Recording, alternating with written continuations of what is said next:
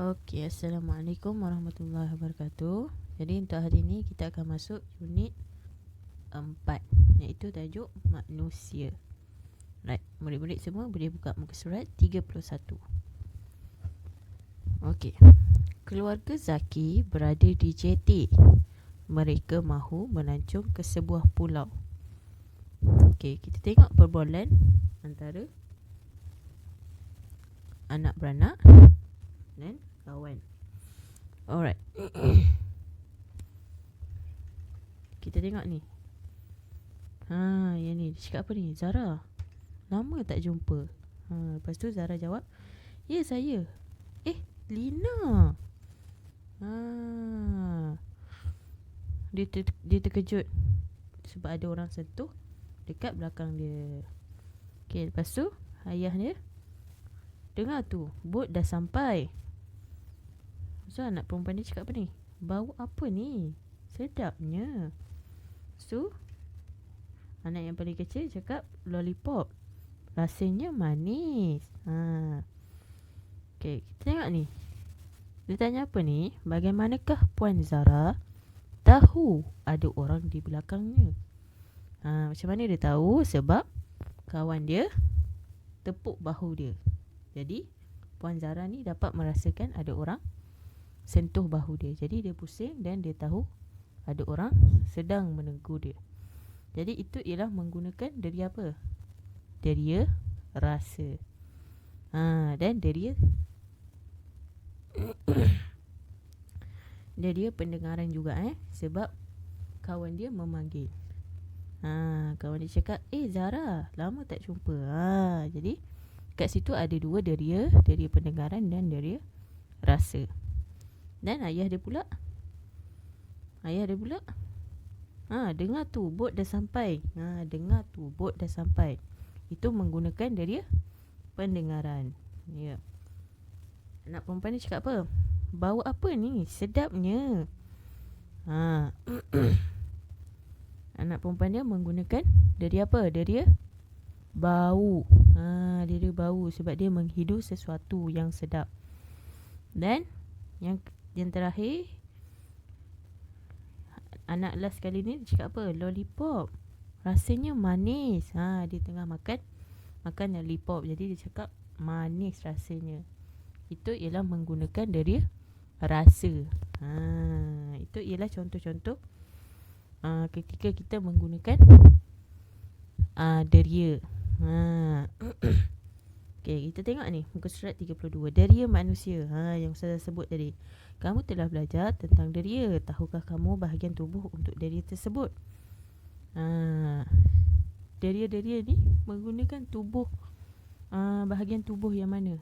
Contoh untuk penglihatan kita menggunakan mata. Pendengaran kita menggunakan telinga. Bau menggunakan hidung. Rasa menggunakan lidah.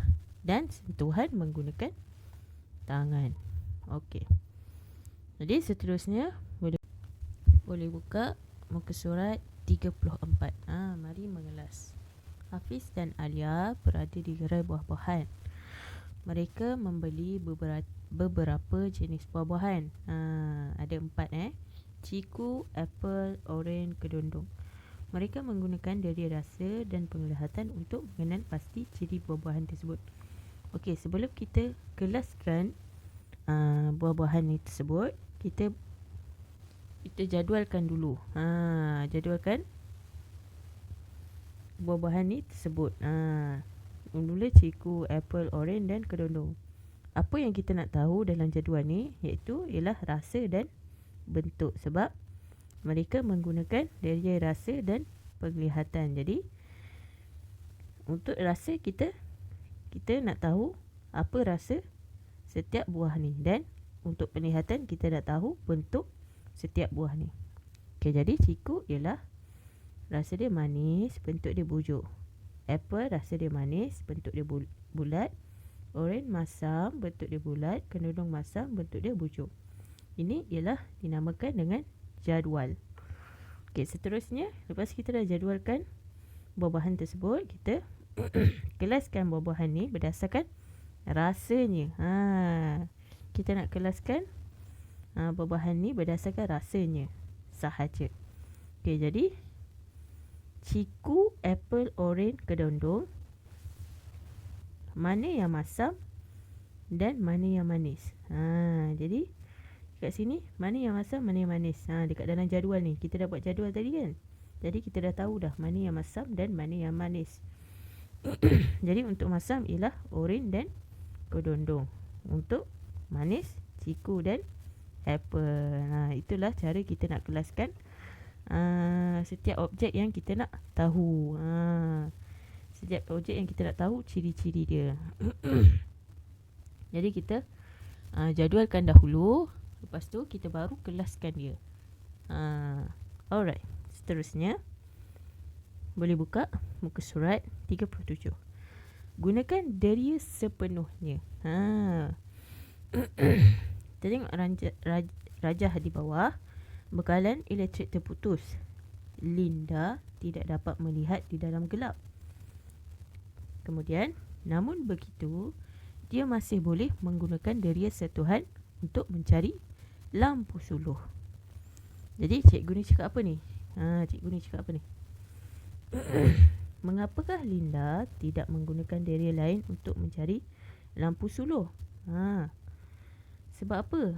Kalau kita menggunakan deria mata, tak boleh kan? Sebab kita tak nampak. Lagi deria apa lagi? Deria pendengaran. Pendengaran.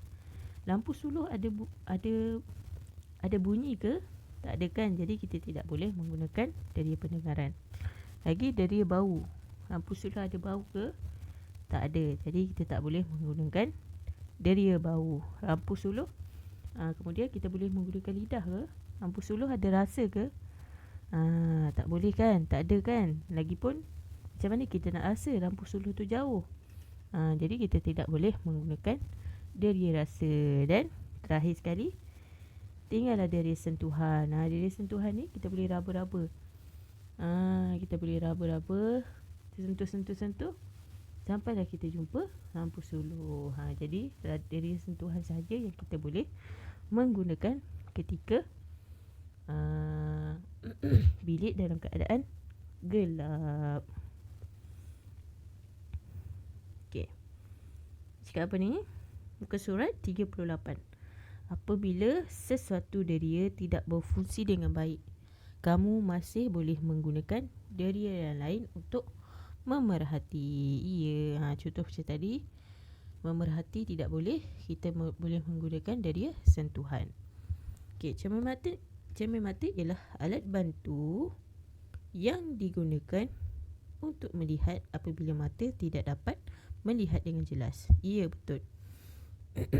Dan yang kedua ialah alat bantu pendengaran, dapat membantu deria pendengaran yang tidak dapat berfungsi dengan baik. Ya, betul. Alright, jadi itu saja untuk tajuk unit yang keempat, iaitu deria manusia. Jadi itu sajalah dari Ustazah untuk hari ini. Terima kasih kerana menonton. InsyaAllah kita jumpa lagi dalam kelas yang akan datang. Assalamualaikum warahmatullahi wabarakatuh.